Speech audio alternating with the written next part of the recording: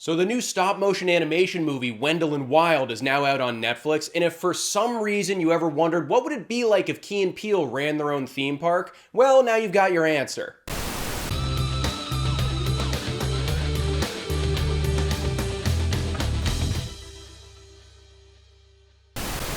What's up guys, I'm Sully Streams. I post videos every week about which movies are actually worth your time and which ones are just hot garbage, so make sure you hit that subscribe button so you just keep on adding to that never-ending watch list. And today I'm excited because we're talking about the brand new animated Netflix movie, Wendell and Wild. All you need to know about this one is that it follows a pair of two mischievous demon brothers who desperately are trying to get summoned to the land of the living so that they can build a satanic theme park. But in order to do that, they need the help of a 13-year-old girl named Kat, who gives the duo way more than they bargained for. So I was excited for this movie for obvious reasons. First off, it's a Henry Selick movie. If you don't know who Henry Selick is, he's basically one of the stop-motion animation masters of our time. And he's basically made a career out of scaring the crap out of little kids. I don't know what that says about him, but the movies are great, so who cares? Builds character anyways. He's directed some fantastic movies in the past, like The Nightmare Before Christmas, James and the Giant Peach, and most importantly, Coraline. That movie absolutely blew my mind the first time that I saw it. It's basically just like a messed up, upside down Alice in Wonderland cautionary tale, and I actually think it's one of the rare cases where the movie is actually better than the book that it's based off of, which as we all know, is not an easy task to pull off. The comedy duo of Key and Peele are reunited in this movie to voice this duo of demon brothers, and Jordan Peele actually co-wrote the script with Henry Selick, so I was definitely ready for some kind of twisted and bizarre adventure, and that's definitely what I got. Now we can't talk about a Henry Selick movie without spending a chunk of time on the visuals and the animation, because this guy hasn't made a movie in 15 years, and he clearly hasn't lost his fastball yet. All of his movies are such a labor of love. This one is no different. The attention to detail and the animation style, and it must just take forever to get all of this stuff done. It's really impressive to see it all come to life. The people who decide to make movies like this one have to be some of the most patient people on the planet as far as I'm concerned. I don't know how you spend years on end filming this kind of stuff, day after day, just moving like a character's arm like 1 centimeter at a time. Like, I don't know how you do that without losing your cool in the process. But I'm not even gonna question it because these movies just look fantastic. It's also kind of gross in that classic stop motion animation kind of way. This movie's filled to the brim with like boogers, goo, and tentacles that all look just like a little too lifelike for comfort. And the two demon brothers even look like Key and Peele do in real life in kind of a messed up funhouse mirror type of way. I'm sure younger viewers will get an absolute kick out of that. The movie does a really good job of showing us exactly what all of these characters are about and who they are right from the get-go. Like when we meet our two demon brothers, Wendell and Wild, they're pretty much working the chain gang after, I'm assuming, getting caught doing another one of their various schemes they seem to be famous for in hell by now. But the way we get introduced to our main character, Kat, just shows us how many layers she has to her. We see her getting sent to this extremely religious boarding school that couldn't be more the opposite of her vibe and how she carries herself, and we get this great scene of her modifying her mandatory school uniform while blasting some punk rock in her dorm room. It's like I always say, you gotta stick it to the man every once in a while. Henry Selick movies always have very well-defined and unique characters, but I just wish we had more time to see them all interact amongst each other in this movie. That relationship felt a little bit lacking to me between Kat and our demon brothers in this movie, just because all of these parties wanted to accomplish all these different things, so they were getting pulled in opposite directions when I really just wanted to see them spend more time together. Regardless of that, this voice cast does a good job of elevating these characters to stand out and become a little bit more memorable. Obviously, Key and Peele are solid as ever in this movie, but the glue that holds this whole thing together is Lyric Ross, who plays Kat. We get a lot of really solid world building in this movie around the demon world and what hell really looks like. We see that it's basically a messed up theme park by the guy running the place that likes to torture the new batches of souls that get sent down to him for his enjoyment. If you thought throwing up on the spinning teacup ride at Disney World was torture, you ain't seen nothing yet. All of that stuff is really entertaining, but I actually wish they doubled down even harder on all of those aspects. Like, there's clearly a set of rules or a code of law amongst this demon world and the people that are down there, and how they're able to interact with some of these living characters that was just left pretty unexplained for the most part. And I understand that some of it should be left up to the imagination, but I'm just a total sucker for these movie worlds that have these concrete set parameters, so for me it left a little bit to be desired. It was just kind of a tease at the end of the day that wasn't really fully fleshed out. Even though this movie doesn't fully recapture recapture the magic of his previous films like Nightmare Before Christmas and Coraline,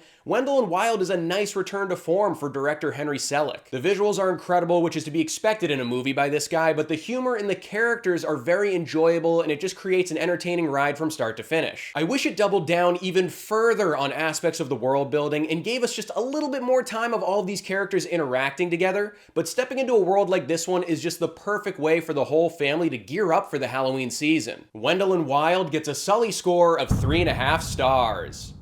So that's my review of Wendell and Wild. Let me know in the comments below if you're gonna go check this one out or if you've already seen it. Don't forget to like this video and subscribe to the channel if you haven't, and I'll see you guys at the next video.